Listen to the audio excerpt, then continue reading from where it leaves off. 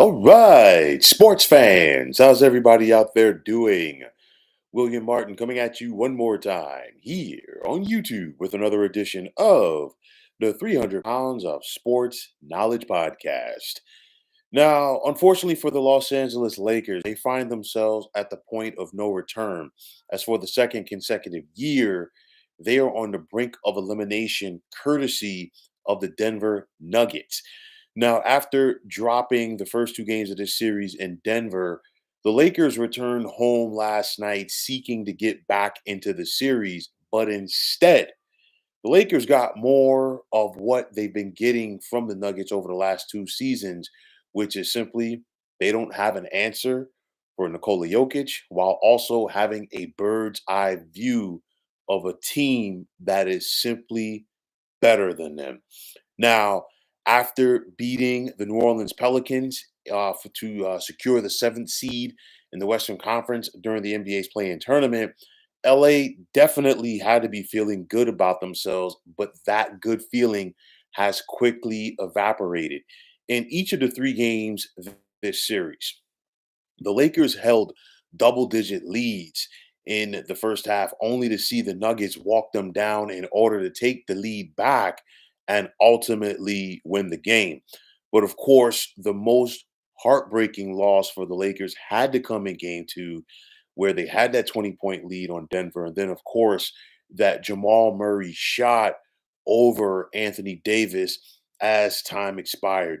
To me, you look at the Lakers, especially last night in game three, and that loss in game two to Denver, it really looked like it took the Lakers' heart, their spirit, and their determination. When I watched the Lakers after that game, I liken it to a boxer who just hit his opponent with every ounce of strength in his body, and that opponent just kept coming forward.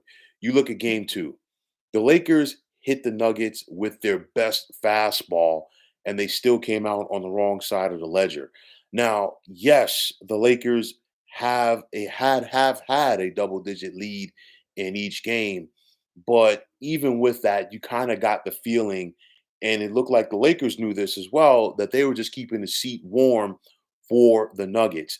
Now, it's that same old song in Los Angeles as they cannot get that consistent scorer behind LeBron James and Anthony Davis, while everything that they've been throwing at the Joker has been proven to be ineffective. Doubling him doesn't work. You turn him into a passer, it doesn't work.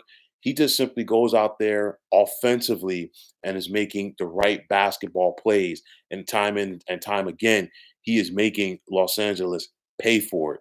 But you look at the Nuggets, aside from the Joker, they have too much depth and they're too poised and they're playing like a team that wants to repeat as NBA champions while plain and simple, they are just the better team.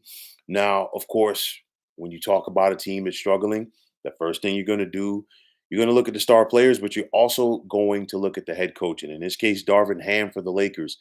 Does he have an answer for what Michael Malone and the Nuggets are throwing at his team? And honestly, the answer is no. At this point, are there any adjustments that the Lakers can make? I mean, they are who they are. A lot of question marks on defense, first and foremost from this Lakers team. But I look at it, one of the biggest things that the Lakers can do for themselves, they have to finish at the offensive end. And to me, they're settling for too many jump shots. They got to try to find a way to play closer to the basket, to get to the basket, things of that nature, which they have not been doing consistently. And of course, it's hurting their cause right now. D'Angelo Russell continues to be consistently inconsistent.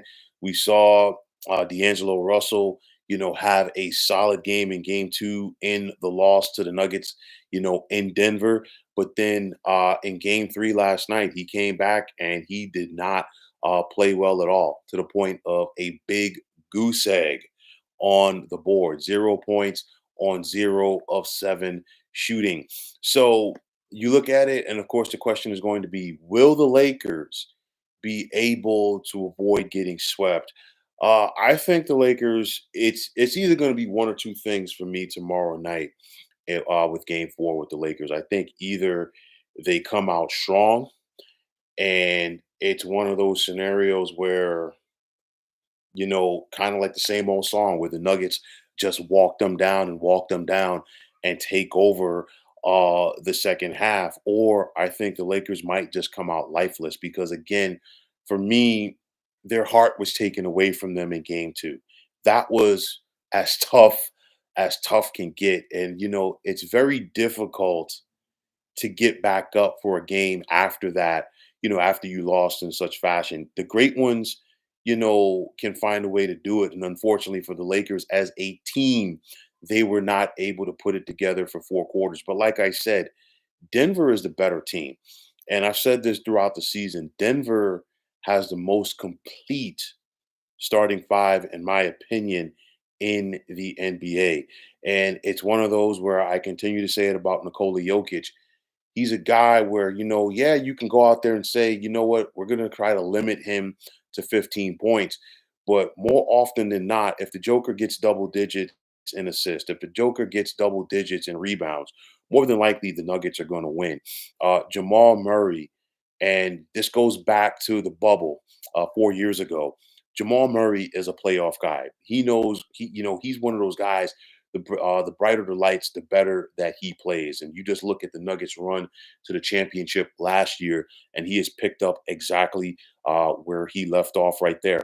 Sometimes in this series, we've seen it right now. Murray has not always played well in the first half of games, but Jamal Murray turns it up in the second half. Of course, Michael Porter Jr., who for a lot of teams could be a number one option, but right here with Denver, he's a number three guy playing behind the Joker as far as a scoring option, playing behind Jamal Murray.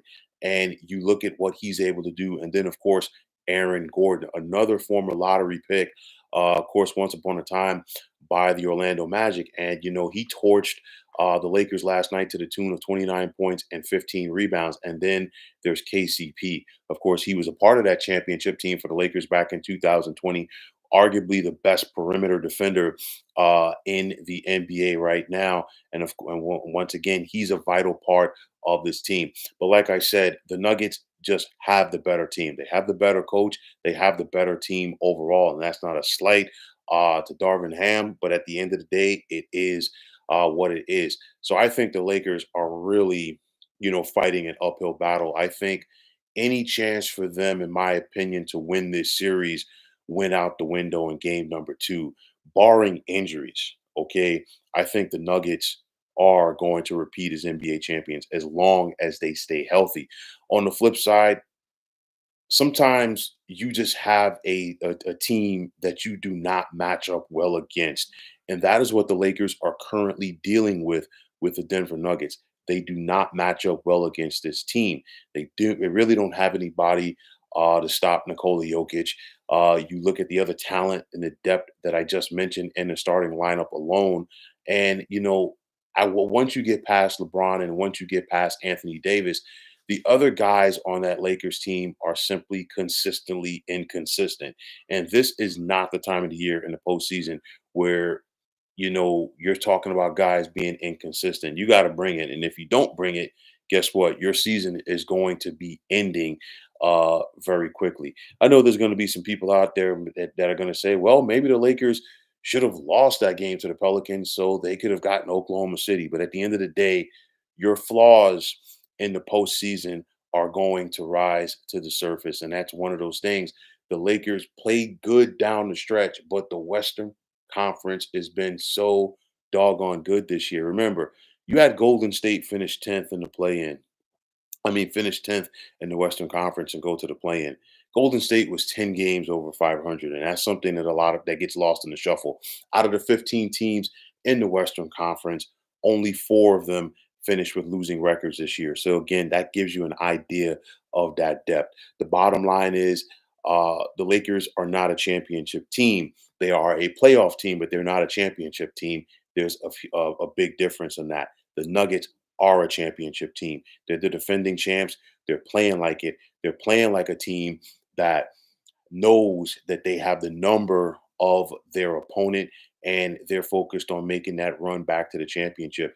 Credit to the Nuggets and credit to head coach Michael Malone, because sometimes you get teams that you can see the talent, but they play down to their opponent. In this situation right here, they're not playing down to the Lakers level. It's one of those where, hey, they're not taking their foot off of the gas.